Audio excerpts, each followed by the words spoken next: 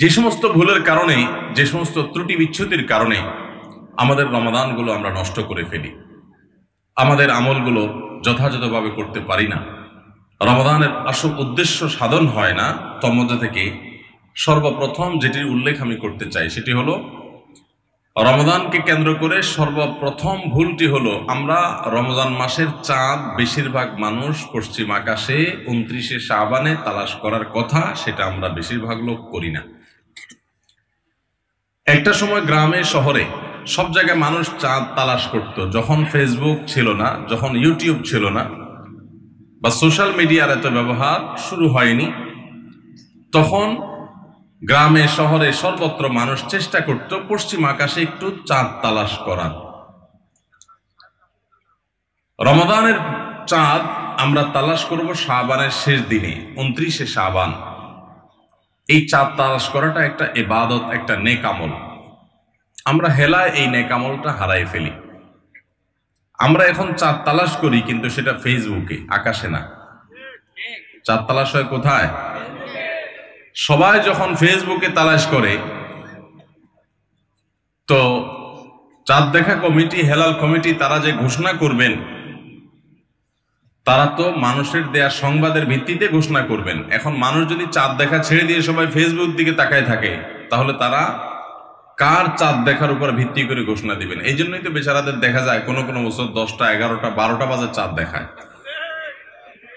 কারণ আমরা তো চাঁদ দেখি না। আমরা নিউজ না দিলে তারা কোত্থেকে নিউজ দিবে? এই জন্য ভাইরা, রমাদান মাসের, রমাদানের জন্য চাঁদ দেখার চেষ্টা যদি আপনি করেন, আর যদি চাঁদ দেখতে নাও পারেন, চেষ্টাটা করছেন, পশ্চিম আকাশে চাঁদ খুঁজছেন, দেখেন নাই, তারপরেও আপনি একটা সুন্নাত আমল করার চেষ্টা করার কারণে, আপনার নেক আমলে চাঁদ দেখার চেষ্টা করার কারণে সওয়াব পাবেন। আর যদি চাঁদ দেখতে পান, তাহলে দোয়া পড়বেন, আল্লাহুম্মা আহিল্লাহু আলাইনা বিল ইয়ুমনি ওয়াল ঈমান ওয়াস সালামাতি ওয়াল ইসলাম। আল্লাহ, এই চাঁদকে আপনি আমার জন্য বরকতময় করে দিন, ঈমানময় করে দিন, শান্তিময় করে দিন, ইসলামময় করে দিন। এই পুরো চাঁদকে, পুরো মাসকে আমার জন্য, এই দোয়া পড়া সুন্নাত। তাহলে রমাদান কেন্দ্রিক আমাদের প্রথম ভুল হলো আমরা রমাদানের চাঁদ সাধারণত দেখি না, কিন্তু এখন থেকে ইনশাআল্লাহ রমাদান মাসের চাঁদ আমরা পশ্চিম আকাশে তালাশ করব। ঠিক আছে তো ইনশাআল্লাহ?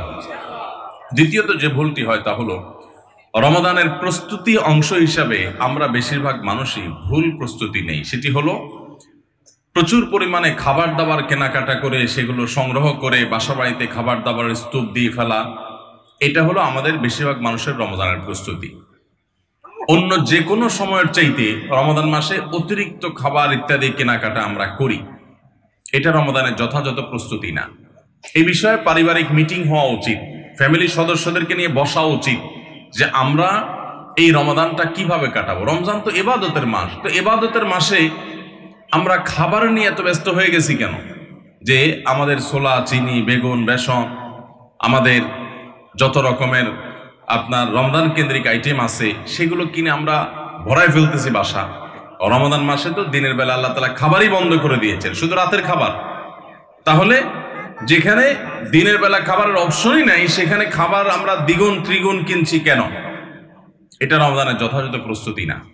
রমজানের যথাযথ প্রস্তুতির অংশ হিসেবে আমরা আগে থেকে বরং খাবার কিভাবে কন্ট্রোল করা যায়, কিভাবে কমানো যায়, কিভাবে স্বাস্থ্য ভালো থাকে, কিভাবে পেটে আপনার বুটপাট ফুটপাট এগুলা কমানো যায়, সেরকম খাবার খাওয়ার জন্য পরিকল্পনা করা দরকার। যে অতিরিক্ত ভাজা পোড়া খেয়ে আমরা অসুস্থ হব না, পারিবারিক সিদ্ধান্ত নেওয়া দরকার যে আমরা এগুলা কমিয়ে আনবো, তাহলে ইবাদত বেশি করতে পারবো, ভালো করে করতে পারবো, দোয়া বেশি করে করতে পারবো। এই জন্য রমাদানের আমাদের দ্বিতীয় ভুল হলো রমাদানের ভুল প্রস্তুতি। অতিরিক্ত খাদ্য মজুত করে, কেনাকাটা করে, ভোজ্যপণ্য স্তূপ করে আমরা রমজানের প্রস্তুতি নেই। এই জায়গাটা থেকে আমাদের সরে আসতে হবে যদি অর্থবহ রমাদান কাটাতে হয়। এই ভুলটা সংশোধন করতে হবে। নাম্বার 3, অনেক বাবা মা আছেন, তাদের যে সমস্ত বাচ্চারা একটু কষ্ট করলেও রোজা রাখতে পারে, সেই সমস্ত বাচ্চাদেরকে অনেক বাবা মা নিজেরা রোজা রাখতে দেন না। স্কুলের অভিযোগ দিয়ে মাদ্রাসা খোলা, সে অভিযোগ তুলে, তাদের পরীক্ষা চলছে সে অজুহাত তুলে, নানা অজুহাত তুলে আজকাল দেখা যায় 8-10 বছর 12 বছরের বাচ্চারা রোজা রাখতে গেলে অনেক মা বাপ নিষেধ করেন। আমরা আমাদের ছেলেবেলায় দেখেছি, আমাদের চেয়ে যারা বড় সে আরো বড় মুরব্বী মানুষ আছেন, আপনারা আরো বেশি দেখেছেন যে আগে বাবা মা ছোট ছোট বাচ্চারা রোজা রাখতে চাইলে তাদেরকে উৎসাহ দিতেন, তাদেরকে অনুপ্রেরণা দিতেন, আগ্রহ জাগ্রত করতেন তাদের মধ্যে, তাদেরকে সাহস দিতেন যে হ্যাঁ হিম্মত করতে হয়। এখন বেশিরভাগ বাবা মা তাদের সন্তানদেরকে রোজা রাখতে উৎসাহিত করে না, বরং বাচ্চারা রোজা রাখতে গেলে তারা বলে না রাখার দরকার না, তুমি ভেঙে ফেলো। মনে রাখবেন, সাহাবা ইকরামের একটি কমন আমল ছিল, তারা রমজান মাসের রোজা তো বটেই, এমনকি আশুরার রোজা এগুলো পর্যন্ত, নফল রোজা পর্যন্ত তারা তো রাখতেন, তাদের বাচ্চাদেরকে রাখাতেন এবং বিভিন্ন রকমের খেলনা ইত্যাদি দিয়ে বাচ্চাদেরকে ভোলানোর চেষ্টা করতেন। সেই সাহাবীরা যাদেরকে তাদের মা বাবারা শৈশবে কৈশোরে রোজা রাখার ব্যাপারে উৎসাহ দিয়েছেন, প্রেরণা দিয়েছেন, শিক্ষা দিয়েছেন, সাহস জুগিয়েছেন, তারাই কিন্তু বিশ্বটা জয় করেছে। কারণ কষ্ট করা শিখেছে, কষ্ট সহিষ্ণু হয়েছেন, ধৈর্য ধারণ করা শিখেছেন। রোজা রাখা মানে সংযম, এই সংযম শিখেছেন। ক্ষুধা হবে, খাবারও সামনে থাকবে, কিন্তু খাওয়া যাবে না। এই যে সংবরণ, এই যে সংযম, এই যে ধৈর্য, এই যে সহনশীলতা, এটার চর্চা করা যখন মা বাপরা শিখিয়েছেন, সেই সাহাবীদের সন্তানরাই কিন্তু অর্ধ পৃথিবী জয় করে ছেড়েছেন। আর আজকে আমাদের সন্তানদেরকে আমরা রোজা রাখাই না কেন? আমাদের মায়া হয়, ছেলেটার মুখটা ফ্যাকাশে হয়ে যাবে, মেয়েটার মুখটা শুকায় যাবে, আমার কাছে ভালো লাগবে না। আমি সবসময় বলার চেষ্টা করি, দেখুন আমাদের সন্তানদেরকে ভোগ শেখাবার প্রয়োজন নাই, ভোগ এটা শেখানোর দরকার হয় না। ভোগ করতে সবাই পারে, এটার জন্য যোগ্যতা লাগে না। ত্যাগ সবাই পারে না, ত্যাগটা শেখাইতে হয়। আপনার ছেলে মেয়েকে খাওয়া পড়ায় মোটা তাজা করবেন, এটার জন্য কোনো যোগ্যতার দরকার নাই। এটা গরু ছাগল পশু পাখি প্রাণী তারাও পারে, মানুষ তো পরের কথা। খাইতে কে না পারে? সবাই পারে। কিন্তু খাবার আছে, তবু আমি আল্লাহর নির্দেশে নিজেকে সংবরণ করব, একটা নির্দিষ্ট সময় সূর্য ডোবার আগ পর্যন্ত আমি খাবো না। এই যে ধৈর্য, এই যে সহনশীলতা, এই যে আত্মনিয়ন্ত্রণ, এই যে কন্ট্রোল, এই জিনিসটা আপনার বাচ্চার জীবনে অনেক গুরুত্বপূর্ণ একটা ব্যাপার। এটা তার জন্য অনেক বেশি জরুরি, তার কারণ তার সারা জীবন সামনে পড়ে আছে। তার জীবনে যা চাইবে সে সবকিছু পাবে না, বহু কিছু তার চাওয়ার সাথে পাওয়ার মিল থাকবে না। তার জীবনে অনেক সংগ্রাম করতে হবে, অনেক ইচ্ছা বিরুদ্ধ বিষয় তার সামনে এসে দাঁড়াবে। তখন সে সংযমী হতে পারবে, আত্মনিয়ন্ত্রণ করতে পারবে, ধৈর্য ধারণ করা শিখতে পারবে।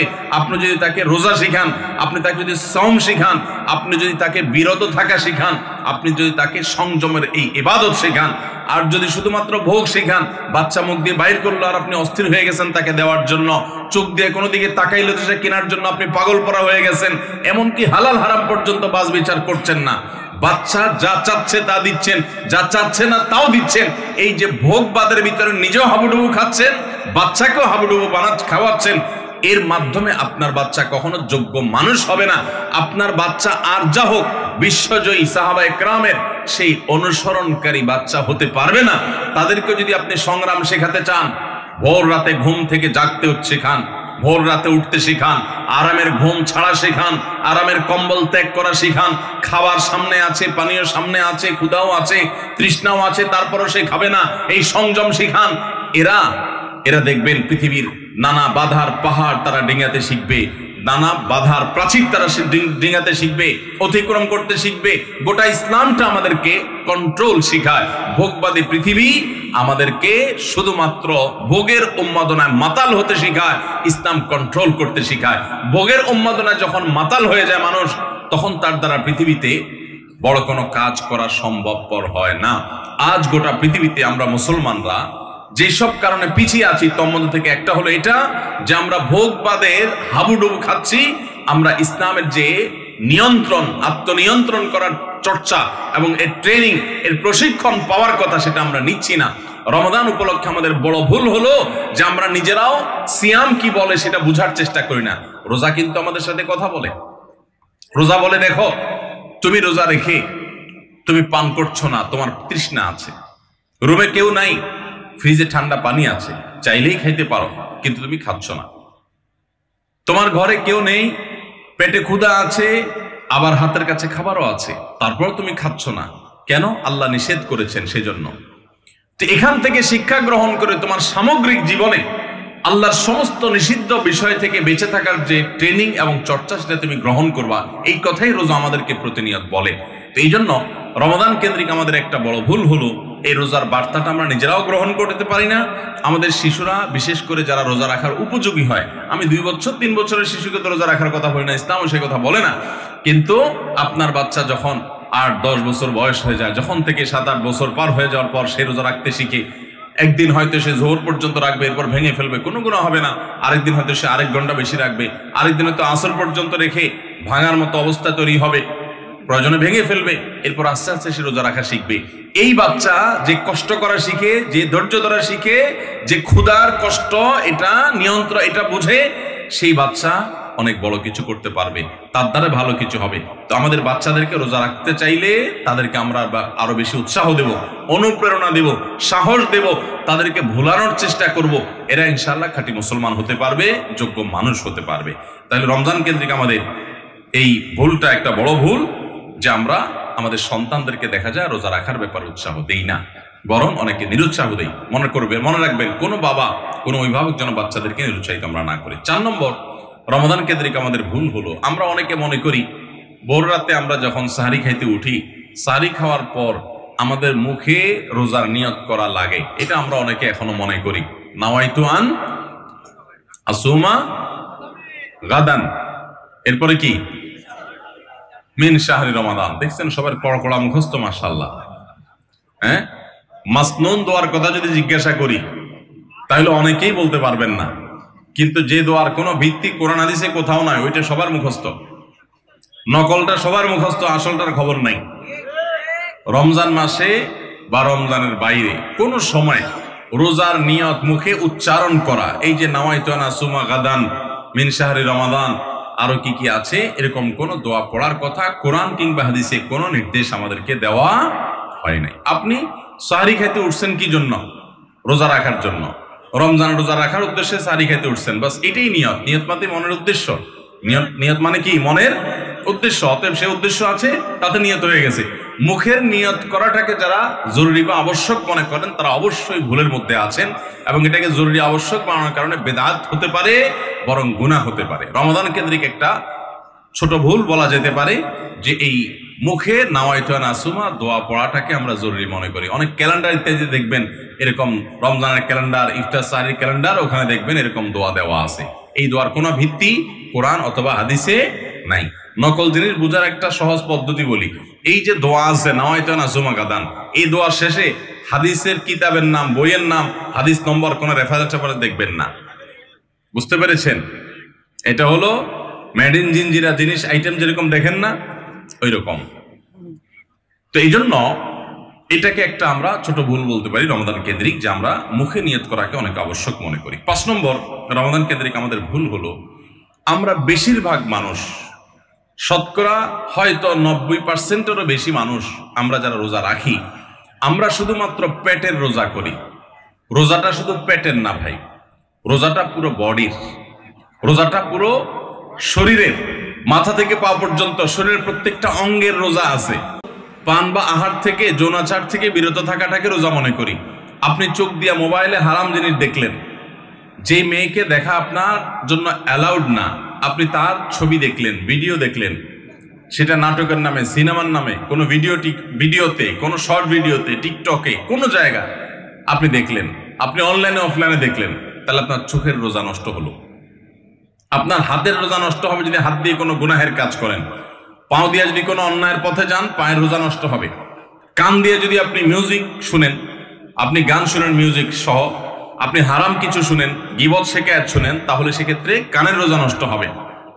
ঠিক একইভাবে আপনি মুখ দিয়ে খারাপ কোনো কথা বললেন, কটু কোনো কথা বললেন, গালিগালাজ করলেন, কারোর সাথে ঝগড়াঝাটি করলেন, তাহলে আপনার মুখের রোজা নষ্ট হবে। পুরো শরীরের প্রত্যেকটা অঙ্গ প্রত্যঙ্গের রোজা আছে। আমাদের রোজার দুইটা দিক, একটা হলো রোজার বডি, একটা হলো রোজার স্ট্রাকচার, আর একটা রোজার ফিনিশিং। স্ট্রাকচারটা দাঁড়াবে আপনি সবে সাদেক থেকে নিয়ে, সাহারি থেকে নিয়ে ইফতারি পর্যন্ত আপনি কিছু পান করলেন না, আহার করলেন না, এবং যৌনাচার থেকে বিরত থাকলেন বৈধ, সেটা থেকেও বিরত থাকলেন, তাহলে আপনার রোজার স্ট্রাকচারটা দাঁড়িয়ে গেল।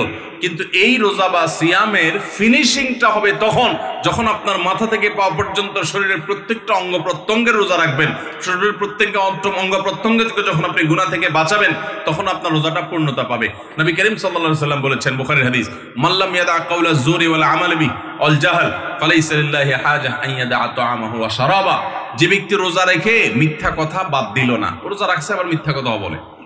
আবার যে ব্যক্তি মিথ্যা কাজ, প্রতারণা, 2 নম্বরে এই সমস্ত বাদ দিল না রোজা রেখে। যে ব্যক্তি মূর্খতা সুলভ কাজ করলো, এই ব্যক্তি রোজা রাখে উপবাস থাকায় আল্লাহর কোনো ঠেকা পড়ে নাই, অর্থাৎ তার নিজের কোনো লাভ হয় না, তাহলে এটা উপবাস থাকা ছাড়া আর কি।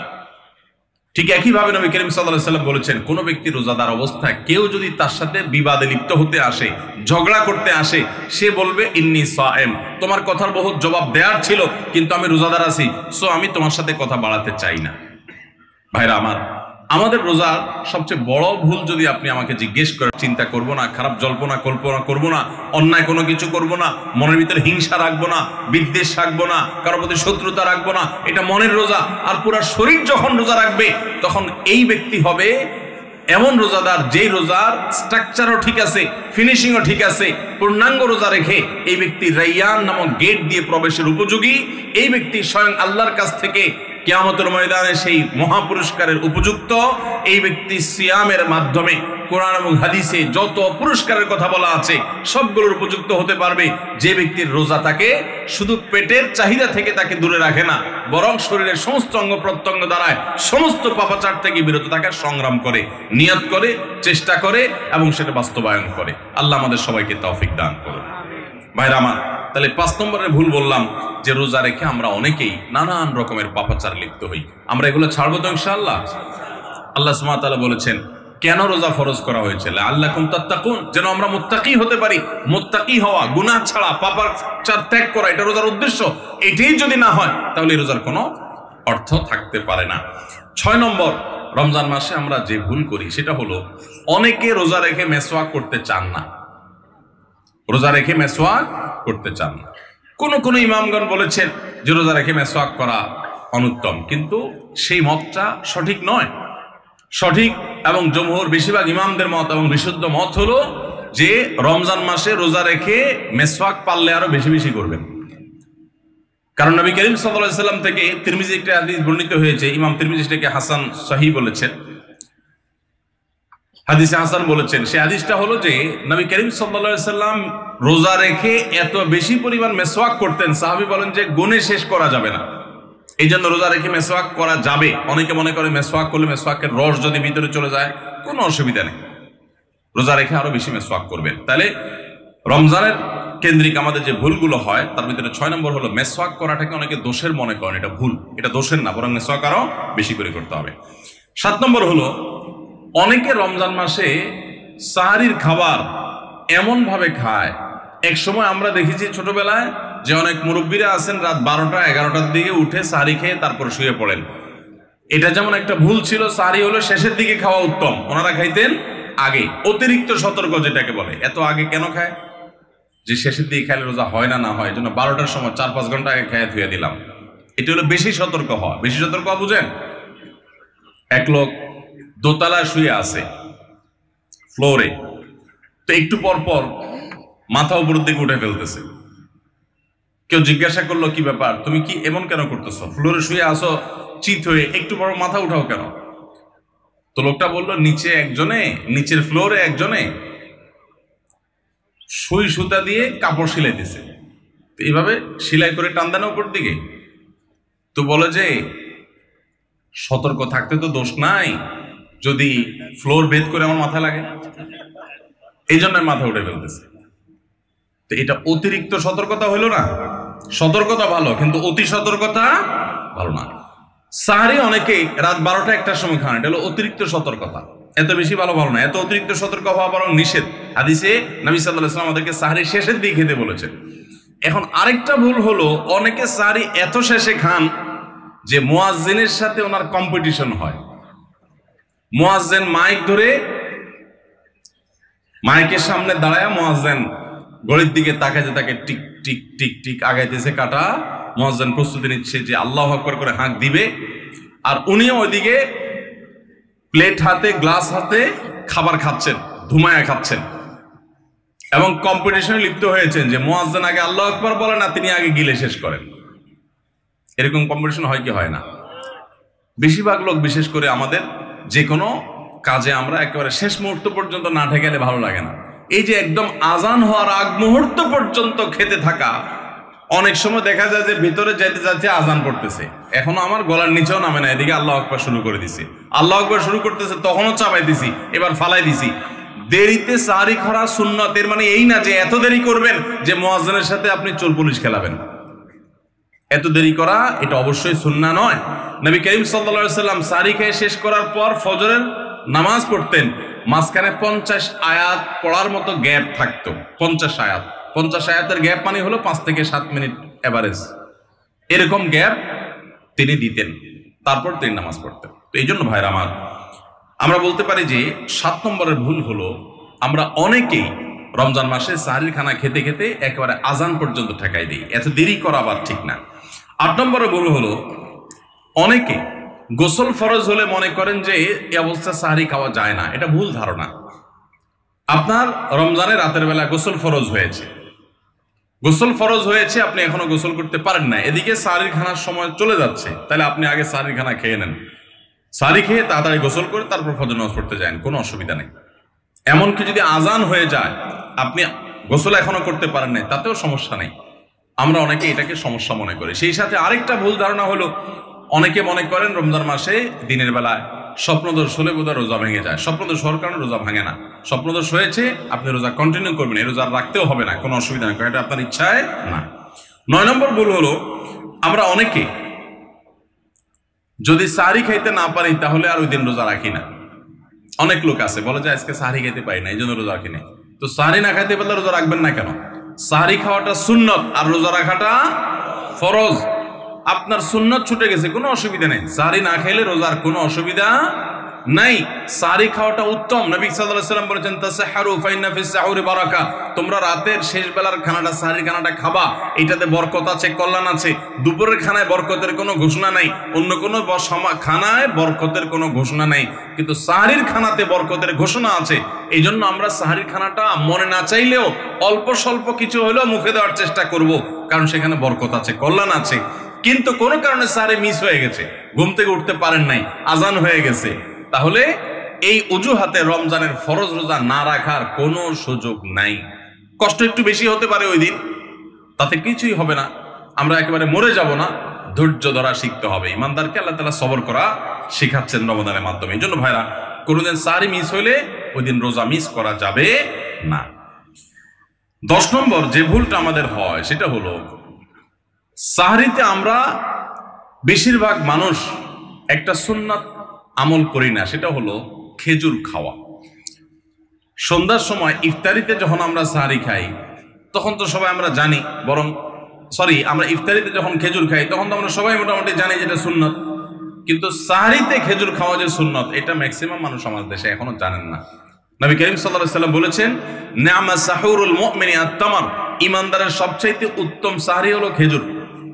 আপনি ভাত খান, ডাল খান, গোশত খান, মাছ খান, যাই খান, 1 পিস খেজুর আপনি যদি অন্তত সাহরিতে খান, তাহলে এটার কারণে একটি সুন্নাত জিন্দা করার সওয়াব পাবেন। খেজুরে প্রচুর পরিমাণ এনার্জি, খাদ্য শক্তি থাকে, এটা আমাদের জন্য নানা দিক থেকে উপকারীও বটে। এই জন্য ইফতারিতে আপনি খেজুর খাওয়ার কথা জানেন, অথচ হাদিসে শুধু ইফতারিতে না, সাহরিতেও খেজুর খাওয়ার নির্দেশনা দেওয়া হয়েছে। এই জন্য এটা একটা ভুল যে আমরা অনেকে সাহরিতে যে খেজুর খেতে হয় এটা জানি না। 11 নম্বর ভুল হলো, সাহরির সময়, ভোর রাতের সময়টা হলো দোয়া কবুলের সবচেয়ে মোক্ষম সময়। 24 ঘন্টার ভিতরে দোয়া কবুলের সবচেয়ে আদর্শ সময়, যে সময়ের দোয়া কবুলের সম্ভাবনা সবচেয়ে বেশি, সেটা হলো ভোর রাতের সময়টা। আল্লাহ সুবহানাহু ওয়া তাআলা ডেকে ডেকে বান্দার ক্ষমা ঘোষণা করেন, বিপদ আপদ দূর করেন, অসুখ বিসুখ দূর করেন। এই সময়টা হলো রাতের শেষ প্রহর, ফজরের আগের সময়টা, তাহাজ্জুদের সময়টা। 11 মাস ধরে আমরা নানা ব্যস্ততার অজুহাতে আমাদের তাহাজ্জুদ পড়ার সুযোগ হয় না, ভোর রাতে ওঠার সুযোগ হয় না। ভাইরা আমার, রমাদানের মাস, আপনি তো সাহরি খাইতে প্রায় প্রতিদিনই উঠছেন। আপনার যেহেতু সাহরি খাওয়ার উদ্দেশ্যে উঠাই লাগে, তো আপনি কেন এই মাসে সাহরির সময় ভোর রাতের এই সময়টাতে যখন আল্লাহর সাধারণ ক্ষমা ঘোষণা করেন ওই সময়টাতে আপনি কেন শুধুমাত্র খেয়ে পরে আপনি মসজিদে চলে যাবেন ফজরের জন্য? অবশ্যই আপনি সাহরি খেতে উঠলে 2-5 মিনিট সময় বের করে বিশেষভাবে আল্লাহর কাছে দোয়ায় মনোনিবেশ করবেন। আমাদের একটা বড় ভুল হলো সাহরির এই সময়টাকে দোয়ায় আমরা মনোনিবেশ করি না। সম্ভব হলে 2 রাকাত নামাজ পড়েন, 4 রাকাত নামাজ পড়েন। সেটা যদি না পারেন তো সাহরির খানা শেষে অথবা আগে আপনি আপনার রুমে গিয়ে লাইট বন্ধ করে নিরিবিলি জায়গায় একটু আল্লাহর কাছে হাত তুলে একটু চোখের পানি ফেলে চান, দোয়া করেন। দোয়ার এই সুযোগটা 11 মাস আপনি পান না, রমজান মাসে সাহরির উসিলায় পেয়েছেন, তো আপনি সেই সুযোগটা কেন হাতছাড়া করবেন? আমি বিনয়ের সাথে বলতে চাই, একজন মানুষের জন্য আমরা এই সুযোগটা হাতছাড়া না করি। আমি পারতপক্ষে কোনোদিন এই সুযোগটা হাতছাড়া করি না ভাইরা। যেদিন কিছুই করতে পারি না, ওইরকম দোয়া করার সময় হয়তো নাই, কোনো কারণে দেরি হয়ে গেছে উঠতে উঠতে, ওই দিন খাইতে খাইতে মনে মনে দোয়া করার চেষ্টা করি, প্লেটটা ধুইতে ধুইতে দোয়া করার চেষ্টা করি। কারণ মুয়াজ্জিন ফজরের আজান যখন দেন, ওয়াক্ত যখন হয়, তার আগ মুহূর্ত পর্যন্ত আল্লাহ তাআলা দুনিয়ার আসমানে এসে তারপরে বান্দাকে ডেকে ডেকে বলেন, আলা মিন মুবতালান, তোমাদের মধ্যে কেউ কি অসুস্থ আছো, ফাআফিয়াহু, আমি তাকে সুস্থতা দান করব। আলা মিন মুস্তাগফিরিন ফাগফির লাহ, তোমাদের মধ্যে কেউ কি আছো ক্ষমা প্রার্থনাকারী, আমি তাকে ক্ষমা করে দিব। এভাবে ডেকে ডেকে আল্লাহ তাআলা দিতে থাকেন। টোটাল 24 ঘন্টার মধ্যে যেই সময়টার দোয়া ফেরত দেয়া হয় না, যেই সময়টার দোয়া মিস হওয়ার সম্ভাবনা খুবই কম, আপনার দোয়ার বেসিক শর্তগুলো ঠিক থাকলে এই দোয়া কবুল হওয়ার সম্ভাবনা জোরালো, সেই সময়টা হলো ভোর রাতের সময়টা। রমজান মাসে এই সময়টাতে দোয়ার যে সুযোগ তৈরি হয়, দোয়ার যে বিশাল সুযোগ আপনি পান, এই সুযোগটা হাতছাড়া করে আপনি শুধুমাত্র খেয়ে দিয়ে এই সময়টাকে পার করে দেন, এটা কখনো বুদ্ধিমানের কাজ হতে পারে না। এই জন্য রমজান মাসের ভুলগুলোর মধ্যে থেকে একটা হলো যে সাহরির সময়টাতে, ভোর রাতের সময়টাতে, দোয়া কবুলের গুরুত্বপূর্ণ সময়টাতে আমরা দোয়া তো করি না। অনেকে ওই সময় আজকাল সাহরি পার্টি বের করেছেন, তামাশা বের করেছেন, অনেকে টেলিভিশনের প্রোগ্রাম দেখেন। কোন কোন চ্যানেলে সাহরির সময়ের কোন কোন প্রোগ্রাম আমরাও মাঝে মধ্যে এগুলো আগে রেকর্ড করা থাকে। সাহরির সময় আমরা টেলিভিশনে প্রোগ্রাম করতে যাই না, আগে রেকর্ড করা থাকে, সেগুলো চলে। এগুলো হলো তাদের জন্য যারা টেলিভিশনে হারাম জিনিস দেখবে, ওই টাইমটাতে সে যেন হারাম জিনিস না দেখে ভালো কিছু দেখে। আপনাদেরকে আমরা বলবো, কখনো ওই ভোর রাতের ওই সময় ইসলামী প্রোগ্রামও দেখতে যাবেন না। আপনি ওই সময়টাতে আল্লাহর সাথে কথা বলবেন, ওই টাইমটা ইবাদতের সময়, ওই টাইমটা দোয়া এবং রোজাদারির সময়। আমরা বেশিরভাগ মানুষ এই ভুলটা করি যে রমজানে আল্লাহর কাছে পাওয়ার এই বিশাল সুযোগ আমরা হাতছাড়া করে ফেলি। আমরা এখন থেকে সাহরিতে উঠলে দোয়া করবো তো ইনশাআল্লাহ। আল্লাহ আমাদের সবাইকে তৌফিক দান করুন। তাহলে এটি ছিল 11 নম্বর ভুল। রমাদানকে আমাদের সার্থক করতে হলে এই ভুলটা দূর করতে হবে, সংশোধন করতে হবে। সাহরিতে দোয়া থেকে বিরত থাকা, এই ভুল করা যাবে না। 12 নম্বর ভুল হলো, অনেকে রোজা রেখে থুতু গেলাটাকে দোষণীয় মনে করেন যে রোজা রেখে বোধহয় থুতু গেলা যায় না, এই জন্য ঘন ঘন থুতু ফেলে দেখবেন অনেকে আছেন। বিশেষ করে নতুন নতুন যখন রোজা রাখে পোলাপান, তখন দেখবেন যে মিনিটে মিনিটে থুতু ফেলে। আছে না নাই? এই ঘন ঘন রোজা রাখে আপনার থুতু ফেলে কেন? কারণ মনে করতেছে থুতু গিললে তার রোজা ভেঙে যাবে। ভাই, থুতু যদি আপনি না গিলেন আপনি বাঁচবেন? থুতু না গিললে কেউ বাঁচবে? যতই আপনি থুতু ফেলেন, আপনার থুতু তো কিছু না কিছু ভিতরে যাবেই। যদি না যায়, গলা শুকিয়ে গেলে তো আপনি মরেই যাবেন। এই জন্য এটা একটা ভুল যে আমরা মনে করি থুতু ফেলা লাগে। রোজা রেখে রোজার কারণে এক্সট্রা কোনো থুতু ফেলার দরকার নাই। আপনার মুখে বালু চলে আসছে, একটা মশা ঢুকে গেছে, আপনি রোজা আছে, এটার জন্য ভিতরে না যায়, সেজন্য থুতুটা ফেলে দিলেন, এটা ভিন্ন কথা। আপনি বেসিনে গিয়ে ফেলে আপনি একটু পানি ঢেলে দিলেন। কিন্তু রোজা রেখে ঘন ঘন থুতু ফেলতে হবে, থুতু গেলা যাবে না, এরকম কোনো কথা নাই। এটা আমাদের একটা ভুল, রমজান কেন্দ্রিক একটা ভুল। 13 নম্বর ভুল হলো, আমরা বেশিরভাগ মানুষ রমজান মাসে ফজরের নামাজ পড়ে এসে ঘুম দেই।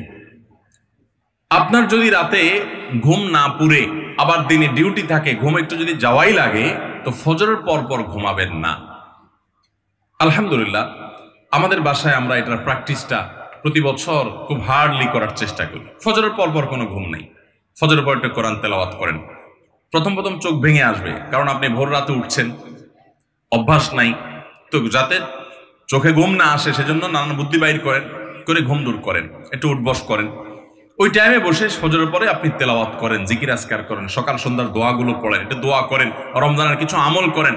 এশাকের নামাজের ওয়াক্ত হয়ে গেছে, 2 রাকাত নামাজ পড়ে এরপর আপনি পারলে দরকার হলে শুয়ে যান, কিন্তু ফজরের পর শুয়ে যাবেন না। এটা একটা ভুল। কারণ নবী করিম সাল্লাল্লাহু আলাইহি সাল্লাম সকালের এই সময়টার জন্য দোয়া করেছেন, আল্লাহুম্মা বারিক লি উম্মতি ফি বুকুরিহা, আল্লাহ আমার উম্মত জন্য সকালের সময়টাতে বরকত দান করুন। আর ওই সময় আপনি ঘুমায় থাকছেন। তো রমজান মাসে আমরা এটা ভুল করি, এটা আমরা করব না যথাসম্ভব। তারপর 14 নম্বর ভুল হলো, আমরা যারা নিয়মিত আজানের জবাব দেই, আজানের জবাব দেওয়া একটা আমল, আপনারা জানেন তো, মুয়াজ্জিন যা বলে তার সাথে সাথে তা বলা, তার পরপর সেটা বলা। মুয়াজ্জিন যখন আল্লাহু আকবার বলে, তখন আপনিও আস্তে আস্তে করে আল্লাহু আকবার বলবেন। মুয়াজ্জিন আবার যখন আল্লাহু আকবার বলবে, আপনিও আল্লাহু আকবার বলবেন। মুয়াজ্জিন যখন আশহাদু আল্লা ইলাহা ইল্লাল্লাহ বলবে, আপনিও আশহাদু আল্লা ইলাহা ইল্লাল্লাহ বলবেন। মুয়াজ্জিন যখন আশহাদু আন্না মুহাম্মাদুর রাসূলুল্লাহ বলবে, আপনি কি বলবেন? আশহাদু আন্না মুহাম্মাদুর রাসূলুল্লাহ বলবেন। অনেকে সাল্লাল্লাহু আলাইহি সাল্লাম পড়ে, সাল্লাল্লাহু আলাইহি সাল্লাম পড়বেন হলো আজানের শেষে, কিন্তু আজান চলাকালীন আশহাদু আন্না মুহাম্মাদুর রাসূলুল্লাহ বলবেন।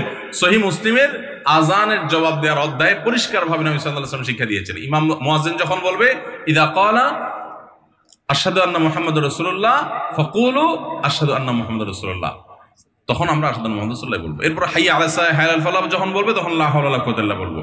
এরপর আল্লাহু আকবার বললে তাই বলবো, লা ইলাহা ইল্লাল্লাহ বলার সময় তাই বলবো। তারপরে আজানের জবাব দেবো, দুরূদ পড়বো, দোয়া পড়বো। এই যে আজানের জবাব, এটাতে লাভ হয় কি জানেন? মুয়াজ্জিন আজান দিয়ে যেই সওয়াব পায়, আজানের যারা মুখে জবাব দেয়, মুয়াজ্জিনের সাথে সাথে বলে, তাদেরকে আল্লাহ তাআলা সমপরিমাণ সওয়াব দান করে। আর মুয়াজ্জিন কি পরিমাণ সওয়াব পায় সেটা কি জানেন? কোন মুয়াজ্জিন যদি আল্লাহকে খুশি করার জন্য আজান দেয়, দুনিয়ার উদ্দেশ্য তার কাছে না থাকে, বরং আল্লাহকে খুশি করাটাই তার উদ্দেশ্য থাকে, তাহলে এই মুয়াজ্জিনের ফজিলত হলো, ওই মুয়াজ্জিনের আজান শুনে যত মানুষ মসজিদে আসবে, ওই ওয়াক্ত নামাজে যত মানুষ শামিল হবে, সবাই যে পরিমাণ সওয়াব পাবে, যার যার অ্যাকাউন্টে যাবে, বোনাস হিসাবে সবার সমপরিমাণ সওয়াব মুয়াজ্জিনকে দেওয়া হবে।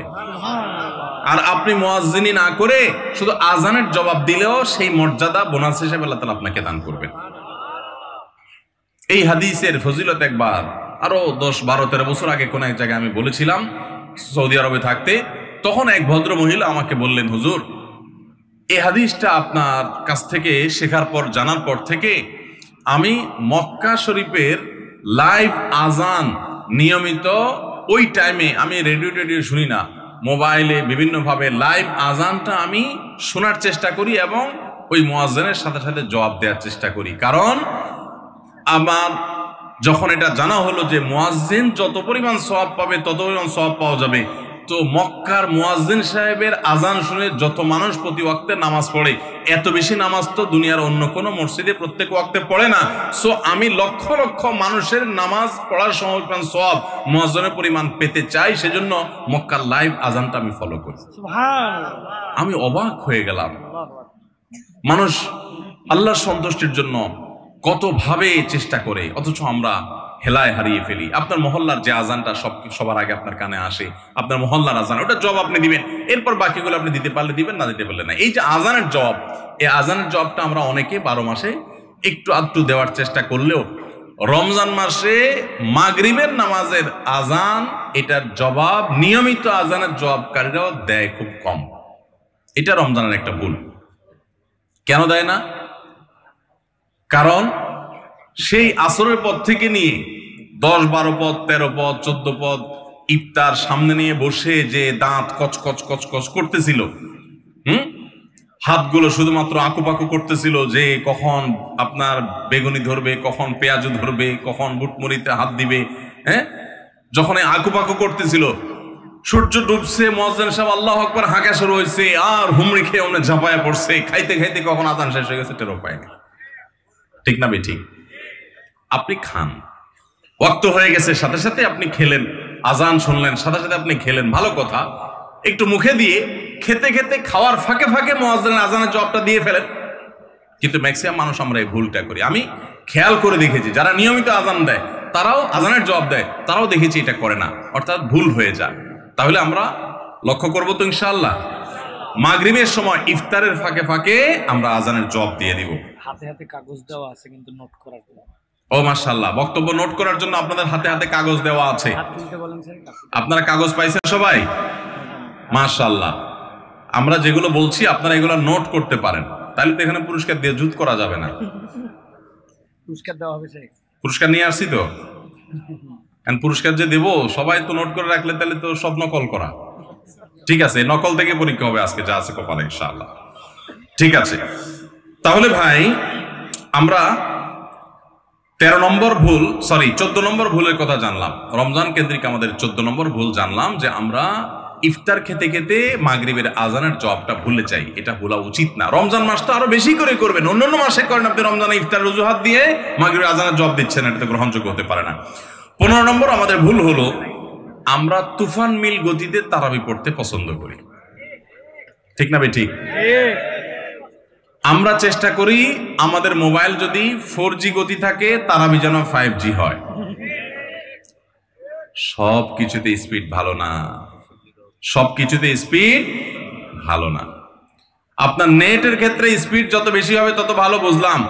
তারাবির ক্ষেত্রে ওই তারাবির কোয়ালিটি বেশি হবে যেই তারাবি ধীরে সুস্থে হবে, আস্তে আস্তে হবে, শান্তভাবে হবে, বেশি সময় নিয়ে হবে।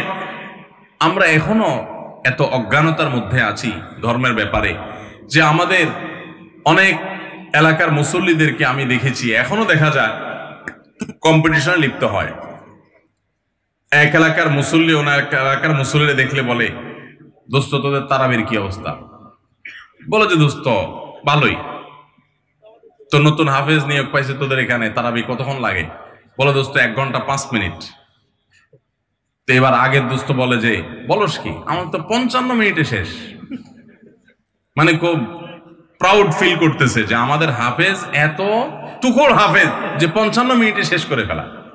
শুনেন, হাফেজদের একটা গোমর বলি আপনাদেরকে। গোমরটা হইল, হাফেজদের জন্য তাড়াতাড়ি পড়াটা অনেক সহজ, আস্তে পড়া এটা সব হাফেজ পারে না। বুঝতে পারছেন? যারা গাড়ি চালাইতে পারেন, ড্রাইভিং জানেন, তারা ভালো করে বুঝবেন, গাড়ি জোরে চালাইতে খুব বেশি যোগ্যতা লাগে না, গাড়ি আস্তে চালানোর জন্য যোগ্যতা লাগে। আমি জীবনে যখন প্রথম গাড়ির স্টিয়ারিং হুইল ধরে শেখা শুরু করি, আমাকে ট্রেনিং দিছে নেপালের একজন ভাই, আমার সহকর্মী, সৌদি আরবে ছিলেন, আলেম মানুষ, মদিনা ফারেক, শেখ রিয়াজুল হক। তো উনি আমাকে স্টিয়ারিং ধরে যখন আমি গাড়ি চালানো শুরু করছি, আপনারা যারা গাড়ি চালানো শিখাইছেন বা শিখতে দেখছেন দেখবেন, নতুন নতুন যারা ড্রাইভার হয় একদম বিসমিল্লাহ বলে মানুষ শুরু করে যখন, সাধারণত রাস্তাঘাট ফাঁকা থাকলে ভোরে এরকম সময় তো চালায়, তো তখন রাস্তা ফাঁকা পায়, আপনার স্ক্যালেটার চাপ দিলে গাড়ি ভোঁ ভোঁ করে দৌড়ায়, শান্তি লাগে, আরো জোরে চাপ দেয়, আরো জোরে দৌড়ায়, শান্তি লাগে। তখন দেখবেন পাশে থাকা লোক বলে আস্তে আস্তে, মানে বেশি জোরে, কারণ আপনি কন্ট্রোল করতে পারবেন না। তো আমাকে তখন আমার ওই ড্রাইভিং এর যে শিক্ষক ছিলেন সে ভাই আমাকে বললেন, যখন আমি মোটামুটি চালাতে পারি, অসুবিধা নাই, তখন উনি আমাকে বললেন, আপনার জন্য এখন সবচেয়ে বড় টেস্ট হলো কত আস্তে চালাতে পারেন। বিশেষ করে ম্যানুয়াল গিয়ারের গাড়ি যদি হয়, আর যদি পরীক্ষা হয় সবচেয়ে আস্তে চালানো, তো নতুন ড্রাইভার বেশিরভাগই ফেল করবে, কারণ আস্তে চালাতে গেলে একটু পরে স্টার্ট বন্ধ হয়ে যাবে, ব্যালেন্স রাখতে পারবে না। তো আমি দেখলাম ঠিক আমারও সে একই অবস্থা হচ্ছে, আস্তে তো পারি না। তো আমি বললাম যে ভাই আস্তে যে চালাইতে বলো তুমি, আস্তে তো চালাইতে পারতেছি না ভাই, জোরে তো ঠিকই পারি। তোমার বলতেছে জোরে পালার জন্য যোগ্যতা লাগে না, তো চাপ দিলেই তো দৌড়ায়, তুমি ব্যালেন্স ঠিক রেখা দেখি কত আস্তে চালাতে পারো। সে আমার গাড়ি থেকে নাইমা বলতেছে আমি পাশে হাঁটবো আস্তে আস্তে, আমার গতিতে তুমি গাড়ি চালাবা, দেখি পারো কিনা। আমি তো পারতেছি না। বলো যে না, তুমি এখনো পাকা হও নাই। তো হাফেজদের অবস্থা একই রকম। হাফেজদেরকে যদি বলেন যে ধীরে ধীরে পড়েন আপনারা তারাবিতে, দেখবেন অনেক হাফেজ পারবে না, অনেক হাফেজ পারবে না, অনেকে পারবে, কিন্তু গতির সাথে তা পড়া এটা খুব সোজা কাম। ভাইরা আমার, আমরা তারাবিতে গতি দিয়া যদি পড়ি, অনেক মসজিদে আছে হাফেজ সাহেবরা বেচারারা গতি তো সাধে দেয় না, মুসল্লিদের মুক্তাদিদের চাপের চোটে ওই বেচারারা দৌড়ের উপরে থাকে। হুজুর আপনার এত দেরি হয় কেন? পাশের মসজিদে মুসল্লিরা চলে আসে আমাদের আগে, রাস্তাঘাটে দোকানে এসে তারা চা খাওয়া শুরু করে, আমরা পরে বাইর হই, আমাদের মানিজ্যতা লাগে যে তোদের হাফেজ বোধহয় ভালো হাফেজ না। বুঝতে পেরেছেন? ওই কপাল পোড়ারা বুঝতেছে না যে তাড়াহুড়ো করাটা ভালো হাফেজ হওয়ার লক্ষণ না। এই জন্য ভাই, তারাবিতে অতিরিক্ত তাড়াহুড়ো করা এটা হলো আমাদের বড় একটা ভুল। ঢাকার ধানমন্ডি তাকওয়া মসজিদে আমাদের মুফতি সাইফুল ইসলাম ভাই আজকের অতিথি, ওনার মসজিদে আমি একবার তারাবি পড়েছি। সুবহানাল্লাহ, এত ধীরস্থিরতার তারাবি আমি জীবনে কোথাও দেখিনি। এত ধীরস্থিরতার তারাবি কিয়ামুল লাইল শেষ দশকে যে করে, এত লম্বা সময় নিয়ে এত আস্তে আস্তে পড়েন। আলহামদুলিল্লাহ, মসজিদ ভর্তি মুসল্লি থাকে, পুরো ঢাকা থেকে মানুষ যায়। এরকম মসজিদ বাংলাদেশে আরো আছে, হাতে গোনা খুব কম। আমি অবশ্য তারাবিটা আমার বাসার নিচে বাচ্চা আমার ছেলের ইমামতিতে সাধারণত পড়ি। তো যাই হোক, মসজিদে তারাবি এত ধীর স্থিরতার সাথে আমি ওখানে সবচেয়ে বেশি দেখেছি, আরো অন্যান্য জায়গায় থাকতে পারে। এই জন্য ভাইরা আমার, রমজানের ভুলগুলোর একটা হলো যে তারাবিতে তাড়াহুড়ো করি আমরা। তাড়াহুড়ো করবেন না। আপনার হাফেজ সাহেবকে যদি আপনি খুব গতিতে পড়তে বলেন, এক পারা যদি প্রথম কয়েকদিন তো 1.5 পারা পড়ে, এরপরে 1 পারা করে পড়ে শেষ পর্যন্ত। 1 পারা পড়তে এশার নামাজ সহজ যদি তার তাড়াহুড়ো করে পড়তে যদি 1 ঘন্টার সময় লাগে, তো ধীর স্থিরতার সাথে পড়লে 1 ঘন্টা, বড় জোর 10 মিনিট সময় লাগবে। 5 থেকে 10 মিনিটের পার্থক্য, এর বেশি না। 5-10 মিনিটের জন্য আপনার পুরো 1 ঘন্টা তারাবিটা আপনি বরবাদ হয়ে যেতে পারে। যদি অতিরিক্ত তাড়াহুড়া হয়, অস্পষ্ট থাকে, তাহলে তারাবি পড়ার কোনো মানেই থাকতে পারে না।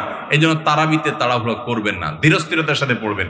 এবং এই বছর বিশেষ করে আমরা ওই যে তারাবির সালাতে কোণের বার্তা বইটা লিখেছি, এটার উদ্দেশ্য হলো তারাবি যাতে আপনার কাছে বোঝা মনে না হয়, তাড়াতাড়ি শেষ করে দিতে আপনার মনে না চায়। আপনি আগে থেকে একটু বইটা দেখে যাবেন যে আজকের তারাবিতে কি কি আছে, কোন নবীর ঘটনা আছে। যখন ওই আয়াতগুলো তেলাওয়াত করা শুরু করবে, তখন আপনি রিলেট করতে পারবেন, আপনার কাছে ভালো লাগে কাজ করবে, তারাবিটা আপনার কাছে বোঝা মনে হবে না। তাহলে 15 নম্বর ভুল হলো তারাবিতে তাড়াহুড়ো করা। আরেকটা বিষয় আছে, সেটা হলো তারাবির 4 রাকাত পর পর দোয়া পড়া। কি দোয়া জানো?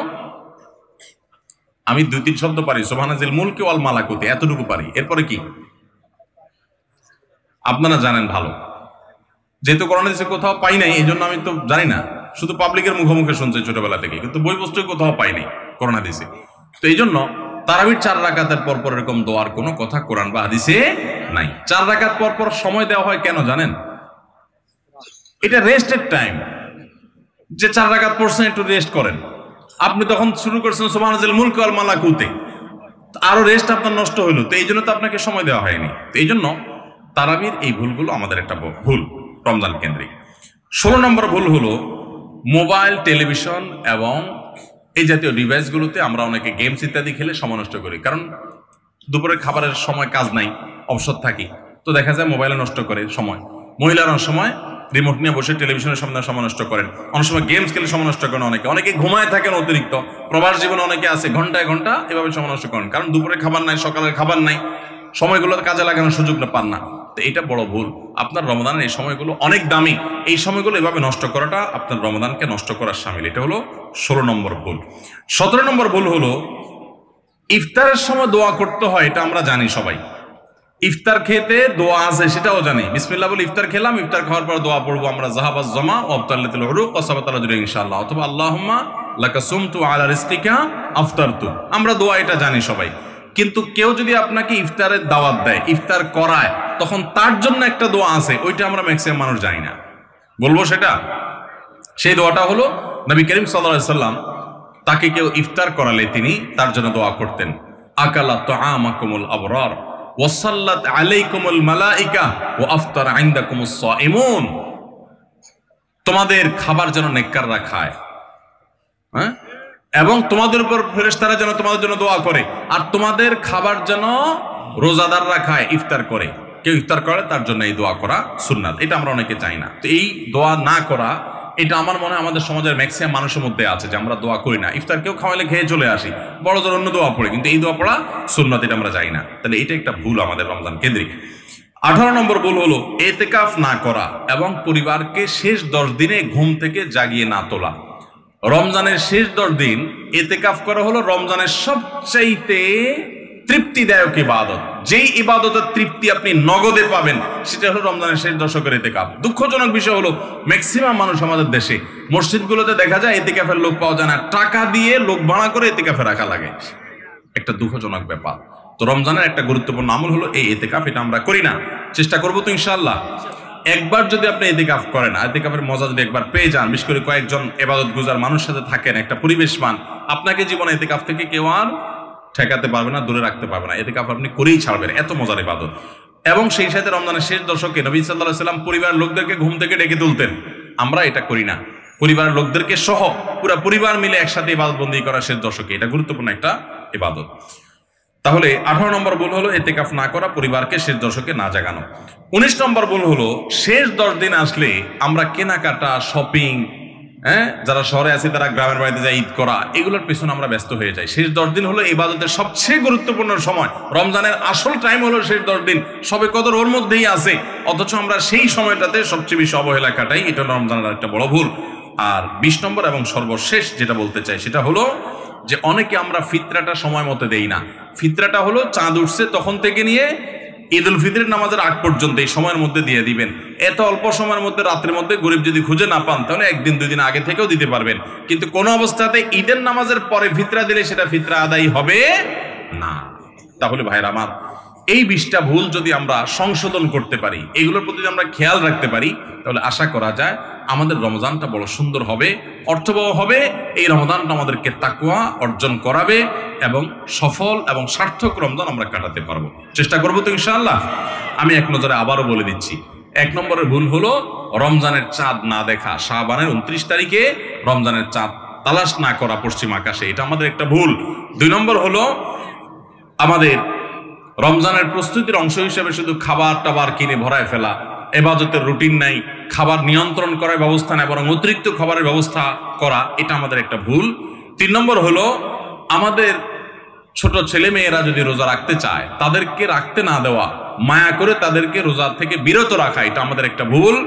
4 নম্বর হলো মুখে নাওয়াইতা নাসুমা গাদান এই জাতীয় দোয়া করাটাকে জরুরি মনে করা, এটা একটা ভুল। মেসওয়াক করাটাকে দোষণীয় মনে করি, অথচ রোজা রেখে মেসওয়াক করা যায়। 7 নম্বরে ভুল হলো আমরা অনেকে সারি খেতে খেতে একেবারে আজান পর্যন্ত ঠেকাই দেই, অথচ এটা ভুল। আজান পর্যন্ত ঠেকাইতে হয় না, একটু আগে শেষ করতে হয়। এবং আজান দিচ্ছে তখনও আপনি খাবেন, এটা তো রোজাই হবে না আপনার যদি ওয়াক্ত হয়ে যায়। আর 8 নম্বরে ভুল হলো আমরা অনেকে গোসল ফরজ হলে মনে করি সাহারি খাওয়া যায় না, অথচ গোসল ফরজ অবস্থায় সাহারি খাওয়া যায়। আর 9 নম্বরে ভুল হলো আমরা অনেকে সাহারি খেতে না পারলে ওই দিন রোজা রাখি না, অথচ সাহারি না খেতে পারলেও রোজা রাখা যায়। 10 নম্বরে ভুল হলো সাহারিতে খেজুর খাওয়া, এটা আমরা অনেকে জানি না যে খেজুর খাওয়া সুন্নাত, খাই না খেজুর আমরা, এটা একটা ভুল। 11 নম্বর ভুল হলো সাহারির সময় দোয়া কবুল হয় ভোর রাতে, এটা আমরা বেশিরভাগ মানুষ মিস করে ফেলি। 12 নম্বর ভুল হলো আমরা অনেকে মনে করি মুখের থুতু এটা গিলা যায় না রোজা অবস্থায়, জন্য ঘন ঘন থুতু ফেলি, এটা আরেকটা ভুল। 13 নম্বর ভুল হলো যে আমরা অনেকে ফজর নামাজের পরপরই রমজান মাসে শুয়ে পড়ি, একটু কমপক্ষে এশাক পর্যন্ত জেগে ইবাদতবন্দি করে তারপর ঘুমানো উচিত। আর 14 নম্বরে ভুল হলো মাগরিবের সময় ইফতারের সময় যখন মুয়াজ্জিন আজান দেয়, অন্যান্য দিন আজানের জবাব দিল, রমজানে মাগরিবের সময় আমরা অনেকে আজানের জবাব মিস করে ফেলি, এটা আরেকটা ভুল। ইফতারের ফাঁকে ফাঁকে আজানের জবাব দেওয়া উচিত। আর 15 নম্বর ভুল হলো তারাবিতে আমরা অনেকে তাড়াহুড়ো করা পছন্দ করি, অথচ সেটা তারাবির মানকে নষ্ট করে দেয়। 16 নম্বর ভুল হলো মোবাইলে, টেলিভিশনে, বিভিন্ন প্রোগ্রামে, গেমস ইত্যাদিতে আমরা রোজা থেকে যেহেতু খাবার দাবার নাই সকালে দুপুরে, এই টাইমটাতে আমরা সময় নষ্ট করি, এটা আরেকটা ভুল। আর 17 নম্বর হলো যে ব্যক্তি ইফতার করায় তার জন্য একটা দোয়া পড়তে হয়, আকাল্লা তাআমুকুল আবরার ওয়াসাল্লাত আলাইকুম মালাইকা ওয়াফতার ইনদাকুমুস সাইমুন, আমরা অনেকে কেউ ইফতার করে তাকে দোয়া করাতে যাই না, এটা আরেকটা ভুল। আর 18 নম্বর হলো রমজানের শেষ 10 দিনে নবী সাল্লাল্লাহু আলাইহি ওয়াসাল্লাম জীবনে কখনো ইতিকাফ ছাড়েন নাই। যত বছর তিনি বেঁচে ছিলেন প্রত্যেক বছর রমজানের শেষ 10 দিন তিনি মসজিদে ইতিকাফ করতেন। আমরা যে আমল নবী সাল্লাল্লাহু আলাইহি ওয়াসাল্লাম জীবনে 1 বছরও ছাড়েন নাই, সে আমল বেশিরভাগ মানুষ জীবনে 1 বছরও করি নাই। রমজানের আসল মজাই হলো ইতিকাফ, এটা আমরা বেশিরভাগ করি না, এটা একটা ভুল। এবং পরিবারের লোকদেরকে শেষ 10 দিন জাগায় তোলা ইবাদত বন্দিগির জন্য, সেটা আমরা করি না। 19 নম্বর ভুল হলো শেষ 10 দিন হলো ইবাদতের 10 দিন। নবী সাল্লাল্লাহু আলাইহি ওয়াসাল্লাম ইয়াজতাহিদু ফিহি মা লা ইয়াজতাহিদু ফি গায়রি, এই 10 দিন ইবাদতের জন্য যত চেষ্টা করতেন এত চেষ্টা কখনো করতেন না। আর এই 10 দিন আমরা বেশিরভাগ মানুষ কেনাকাটা, শপিং ইত্যাদিতে ঘোরাফেরাতে নষ্ট করি, এটা সবচেয়ে বড় ভুলগুলোর একটা। আর 20 নম্বর হলো ফিতরা আমরা সময় মতো আদায় করি না। অনেকে ঈদের নামাজের পরে ফিতরা দেন, সেটা ফিতরা আদায় হবে না, সাধারণ দান হয়ে যাবে, এটা হলো 20 নম্বর এবং সর্বশেষ ভুল। আল্লাহ সুবহানাহু ওয়া তাআলা সমস্ত ভুল, বিচ্যুতি, ত্রুটি এই সবগুলা থেকে বেঁচে থেকে একটা অর্থবহ সার্থক রমাদান কাটাবার তৌফিক আমাদেরকে দান করুন। সবাই চেষ্টা করবো তো ইনশাআল্লাহ। জাযাকুমুল্লাহু খায়রা ওয়া আখিরু দাওয়ানা আলহামদুলিল্লাহি রাব্বিল আলামিন।